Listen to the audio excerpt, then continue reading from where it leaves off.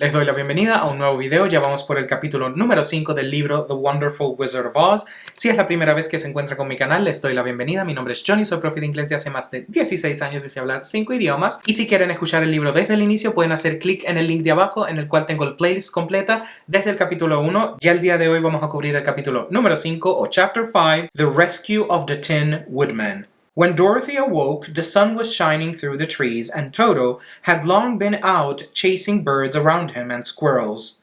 She sat up and looked around her, Scarecrow still standing patiently in his corner, waiting for her. "We must go and search for water," she said to him. "Why do you want water?" he asked. "To wash my face clean after the dust of the road, and to drink, so the dry bread will not stick in my throat." "It must be convenient to be made of flesh," said the Scarecrow thoughtfully, "for you must sleep and eat and drink. However, you have brains, and it is worth a lot of bother to be able to think properly." They left the cottage and walked through the trees until they found a little spring of clear water where Dorothy drank and bathed and ate her breakfast. She saw there was not much bread left in the basket, and the girl was thankful the Scarecrow did not have to eat anything, for there were scarcely enough for herself and Toto for the day. When she had finished her meal and was about to go back to the road of yellow brick, she was startled to hear a deep groan nearby. "What was that?" she asked timidly. "I cannot imagine," replied the Scarecrow, "but we can go and see." Just then another groan reached their ears, and the sound seemed to come from behind them. They turned and walked through the forest a few steps when Dorothy discovered something shining in a ray of sunshine that fell between the trees. She ran to the place and then stopped short with a little cry of surprise. One of the big trees had been partly chopped through, and standing beside it with an uplifted axe in his hand was a man made entirely of tin. His head and arms and legs were jointed upon his body, but he stood perfectly motionless, as if he could not stir at all. Dorothy looked at him in amazement, and so did the Scarecrow, while Toto barked sharply and made a snap at the tin legs, which hurt his teeth. "Did you groan?" asked Dorothy. "Yes," answered the Tin Man, "I did. I've been groaning for more than a year, and no one has ever heard me before or come to help me." "What can I do for you?" she inquired softly, for she was moved by the sad voice in which the man spoke. "Get an oil can and oil my joints," he answered. "They are rusted so badly that I cannot move them at all. If I am well oiled, I shall soon be all right again. You will find an oil can on a shelf in my cottage." Dorothy at once ran back to the cottage and found the oil can, and then she returned and asked anxiously, "Where are your joints?" "Oil my neck first," replied the Tin Woodman. So she oiled it, and as it was quite badly rusted, the Scarecrow took hold of the tin head and moved it gently from side to side until it worked freely, and then the man could turn it himself. "Now oil the joints in my arms," he said, and Dorothy oiled them, and the Scarecrow bet them carefully until they were quite free from rust and as good as new. The Tin Woodman gave a sigh of satisfaction and lowered his axe, which he leaned against the tree. "This is a great comfort," he said. "I have been holding that axe in the air ever since I rusted, and I'm glad to be able to put it down at last. Now, if you will oil the joints of my legs, I shall be all right once more." So they oiled his legs until he could move them freely, and he thanked them again and again for his release, for he seemed a very polite creature and very grateful. "I might have stood there always if you had not come along," he said. "So you have certainly saved my life. How did you happen to be here?" "We are on our way to the Emerald City to see the Great Oz," she answered, "and we stopped at your cottage to pass the night." "Why do you wish to see Oz?" he asked. "I want him to send me back to Kansas, and the Scarecrow wants him to put a few brains into his head," she replied. The Tin Woodman appeared to think deeply for a moment, then he said, "Do you suppose Oz could give me a heart?" "Why, I guess so," Dorothy answered. "It would be as easy as to give the Scarecrow brains." "True," the Tin Woodman returned. "So if you will allow me to join your party, I will also go to the Emerald City and ask Oz to help me." "Come along," said the Scarecrow heartily, and Dorothy added that she would be pleased to have his company. So the Tin Woodman shouldered his axe, and they all passed through the forest until they came to the road that was paved with yellow brick. The Tin Woodman had asked Dorothy to put the oil can in her basket.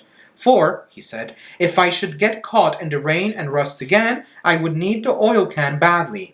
It was a bit of good luck to have their new comrade join the party, for soon after they had begun their journey again, they came to a place where the trees and branches grew so thick over the road that the travelers could not pass. But the Tin Woodman set to work with his axe and chopped so well that soon he cleared a passage for the entire party. Dorothy was thinking so earnestly as they walked along that she did not notice when the Scarecrow stumbled into a hole and rolled over to the side of the road. Indeed, he was obliged to call to her to help him up again. "Why don't you walk around the hole?" asked the Tin Woodman. "I don't know enough," replied the Scarecrow cheerfully.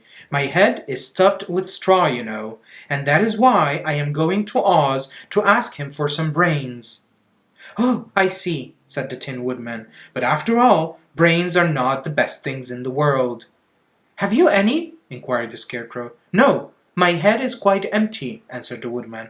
"But once I had brains, and a heart also, so having tried them both, I should much rather have a heart." "And why is that?" asked the Scarecrow. "I will tell you my story, and then you will know." So, while they were walking through the forest, the Tin Woodman told the following story.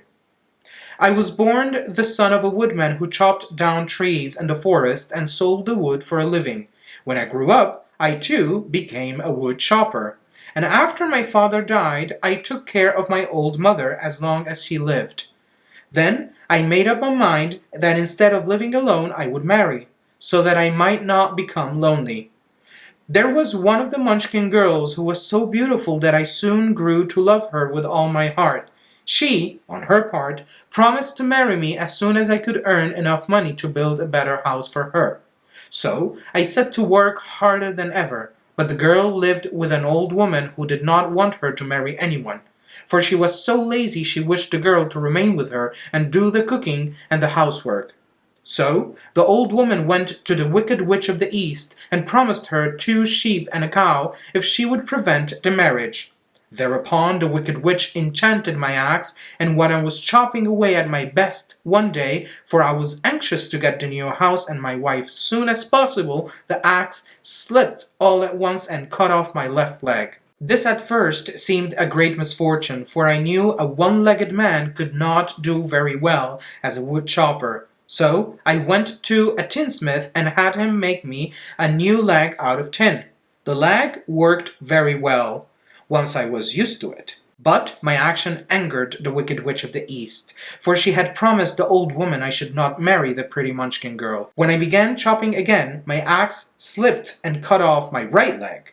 Again I went to the tinsmith, and again he made me a leg out of tin. After this, the enchanted axe cut off my arms one after the other, but nothing daunted, I had replaced them with tin ones. The Wicked Witch then made the axe slip and cut off my head, and at first I thought that was the end of me, but the tinsmith happened to come along, and he made me a new head out of tin. I thought I had beaten the Wicked Witch then, and I worked harder than ever, but I little knew how cruel my enemy could be. She thought of a new way to kill my love for the beautiful Munchkin maiden, and my axe slipped again, so that it cut right through my body, splitting me into 2 halves.